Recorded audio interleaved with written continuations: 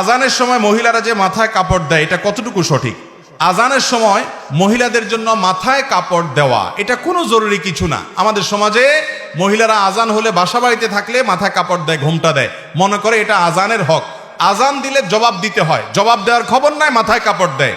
আরে বোন, জবাব দেন আপনি। জবাব কিভাবে? মুয়াজ্জিন আল্লাহু আকবার বলেছে, আপনি আল্লাহু আকবার বলেন। মুয়াজ্জিন আশহাদুল্লাহ বলছে, আপনি আশহাদুল্লাহ বলেন। কুলু বিসলামা ইয়াকুলুল মুয়াজ্জিন, মুয়াজ্জিন যা বলছে আপনি হুবহু তা বলেন। শুধু হাইয়া আলাস সালাহ হাইয়া আল ফালাহ যখন মুয়াজ্জিন বলে তখন লা হাওলা ওয়ালা কুওয়াতা ইল্লা বিল্লাহ বলেন। এভাবে মুয়াজ্জিনের আজানের যদি জবাব দেন, মুয়াজ্জিন যে পরিমাণ সওয়াব পায় আপনি ওই পরিমাণ সওয়াব পাবেন। আর মুয়াজ্জিন কি পরিমাণ সওয়াব পায় জানেন? হাদিসে আসছে মুয়াজ্জিনের আজান শুনে যত মানুষ নামাজ পড়ে তাদের সবার সমপরিমাণ সওয়াব মুয়াজ্জিন সাহেব পায়, আর আপনি জবাব দিয়ে ওই পরিমাণ সওয়াব পাইতে পারেন। তাহলে আমাদের মা বোনরা আজান শুনলে মাথায় ঘোমটা দেওয়া না, আজান শুনলে কি করতে হবে? আজানের জবাব দিতে হবে। হ্যাঁ, আপনি যদি বাহিরে বেপর্দা থাকেন তাহলে আজান শুনলেও ঘোমটা দিবেন, আজান না শুনলেও ঘোমটা দিবেন। আর বাসা বাড়িতে গৃহস্থলী কাজে আছেন, এখানে আপনার শ্বশুর আছে, আপনার স্বামী আছে, অন্য কেউ গায়ে মাহারাম নাই, আপনার ঘোমটা দেওয়ার দরকার নেই আজান শুনে, এটা কোনো আবশ্যক বিষয় নয়। এরপরে প্রশ্ন হলো, আমি চাকরিজীবী মহিলা, সেই সুবাদে বাচ্চাদের দেখাশোনা করার জন্য মাকে কাছে রেখেছি। আমার আব্বা গ্রামের বাড়িতে থাকে, এদিকে আমার আল্লাহর কাছে কোনো জবাবদিহিতা করতে হবে কিনা? মাকে কাছে রাখছেন, বাপ গ্রামের বাড়ি থাকে, আপনি চাকরিজীবী মহিলা, তো আপনার বাবার কি অবস্থা হচ্ছে?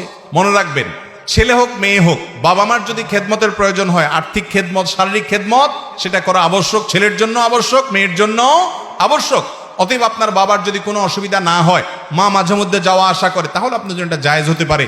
কিন্তু যদি আপনার বাবার অসুবিধা হয় তাহলে বাবাকে হয় কাছে আনতে হবে, আর না হলে মাকে সেখানে রাখতে হবে, যাতে করে বাবার অসুবিধা না হয়। কারণ তার যদি অসুবিধা হয় তাহলে সেক্ষেত্রে আপনি গুনাহগার হবেন। আর আপনি চাকরি বাহিরে করছেন, সেটা আপনার কতটা নিড আছে, শরীয়তের নীতিমালাগুলো রক্ষা করে করছেন কিনা, সেটা প্রশ্ন সাপেক্ষ বিষয়। ঋতুবতী অবস্থা মহিলারা কোরআন স্পর্শ ছাড়াই কি কোরআনের শিক্ষা দিতে পারবে কিনা? যদি শিক্ষার্থীকে আপনি কোরআন শিখান, ভেঙে ভেঙে শিখাবেন। ঋতুবতী অবস্থায় আপনি ভেঙে ভেঙে শিখাবেন, এক শব্দ দুই শব্দ পড়ে পড়ে ভেঙে ভেঙে তারপর আপনি শিখাবেন। কারণ শিক্ষা ছেড়ে দিলে তো বাচ্চা ভুলে যাবে, বিধায় ওইটুকু জায়েজ আছে যদি আপনার ওইটুকুর দ্বারা কাজ হয়ে যায়। শয়তানের ধোকায় অনেক সময় ইবাদতে রিয়ার প্রবণতা আসে, তাহলে করণীয় কি? শয়তানের ধোকায় আপনার মনের মধ্যে যদি রিয়া আসে, লোক দেখানোর প্রবণতা আসে, তাহলে সেক্ষেত্রে দেখতে হবে কাজটা কি ফরজ কিনা। ফরজ নামাজ হলে যত রিয়া আসুক তারপরও দেখায় যেতে হবে, অর্থাৎ প্রকাশ্যে করে যেতে হবে, তাতে আপনার রিয়া কিছুদিন পরে দূর হয়ে যাবে। যেমন নামাজ পড়তেছেন, রিয়া আসে, যাকাত দিচ্ছেন, রিয়া আসে, তারপরও আপনি দিয়ে যাবেন। এগুলো গোপনে দেওয়ার জিনিস না, কারণ নামাজ তো জামাতের সাথে পড়তেই হবে, যাকাত তো দিতেই হবে, ইসলামের শিআর। অতএব সেখানে রিয়া আসলেও আপনি করবেন, কোনো অসুবিধা নাই, কিছুদিন পর রিয়া দূর হবে। আর নফল আমলের ক্ষেত্রে মানুষে দেখলে রিয়া হয়, তাহলে দেখাবেন না, ওইটাকে যত লুকাবেন তত বেশি সওয়াব হবে। সেজদায় গিয়ে কোনোই উরুর সাথে লেগে থাকলে সালাতের কোনো সমস্যা আছে কিনা? পুরুষরা, নারীরা সবাই সালাতের ক্ষেত্রে, আমাদের অনেক ক্ষেত্রে দেখা যায় আমরা অলসতা করি। বিশেষ করে পুরুষদের মধ্যে এই রোগটা অনেক বেশি দেখা যায়, মহিলাদের মধ্যেও আছে, যে অলসতা করে। রুকুর ক্ষেত্রে আমরা ভালো করে ঝুঁকি না, সেজদার ক্ষেত্রে ভালো করে সেজদা দেই না, দাঁড়ানোর ক্ষেত্রে ভালো করে দাঁড়াই না, এই কাজগুলো গুনাহের কথা।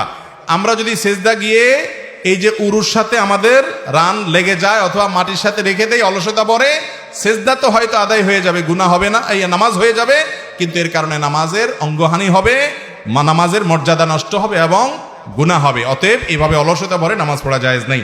আল্লাহ তাআলা আমাদের সবাইকে যা জানলাম, শুনলাম, বুঝলাম, সেগুলো অনুযায়ী আমল করার তৌফিক